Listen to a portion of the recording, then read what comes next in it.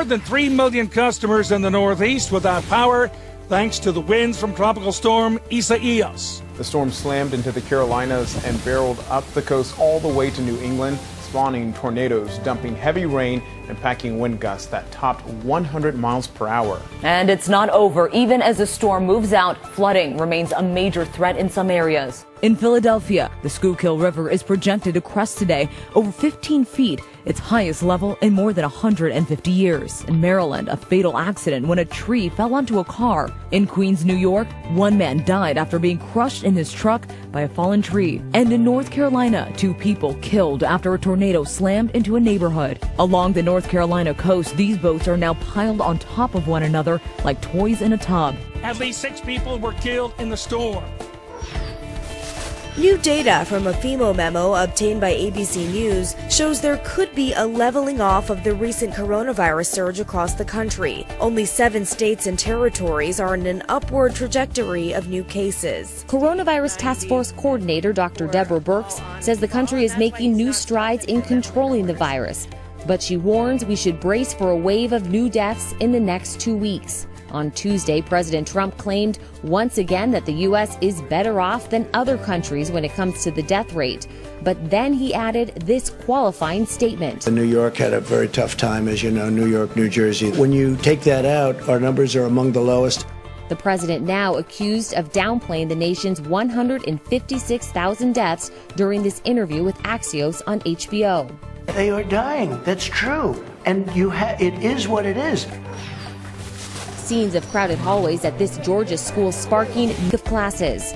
Counties in orange indicate at least 5 infections for every 1,000 students and school staff. Red, more than 10. If you have a lot of community spread, then the probability of you having a positive person return to school, or anywhere for that matter, is going to be higher. In Arizona, teachers are protesting plans to resume face-to-face classes. One school near Phoenix struggling after one teacher died. Others now in quarantine. Officials with the nation's 3rd largest school district announced today that classes will take place remotely to start out the academic year. Chicago's mayor says the city decided not to hold in-person classes for 2 days a week after pushback from the teachers union as well as an uptick in COVID-19 cases. President Trump says he's considering delivering his Republican nomination acceptance speech from the White House later this month. He told Fox News this morning it's because of security and cost advantages. If so, it would mark an unprecedented use of public property for a partisan political purpose. Would you say you're locked in on that? No. Okay. If for some reason somebody had difficulty with it, I could go someplace else. The easiest, least expensive, and I think very beautiful would be live from the White House. You're home there, and the bills are all paid for. Former Vice President and Democratic presidential hopeful Joe Biden will now give his acceptance speech for the Democratic nomination from Delaware. The Democratic National Committee announcing Biden and all convention speakers will no longer travel to Milwaukee for the convention in 2 weeks. The DNC says it's due to the worsening coronavirus outbreak. New details on what possibly caused this massive explosion in Beirut.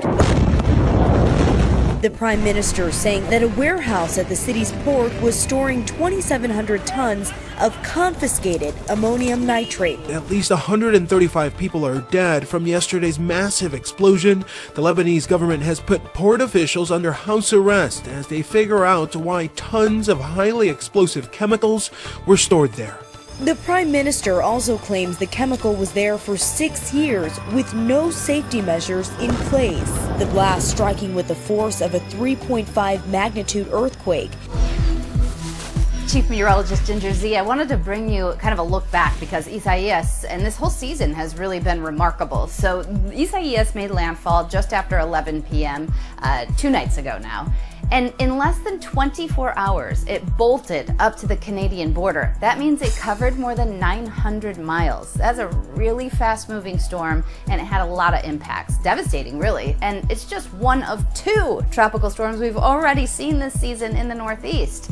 And that's just in the Northeast. There have been 9 named storms. Usually about October 4th is when we would see 9 named storms on average, so we're about 2 months early.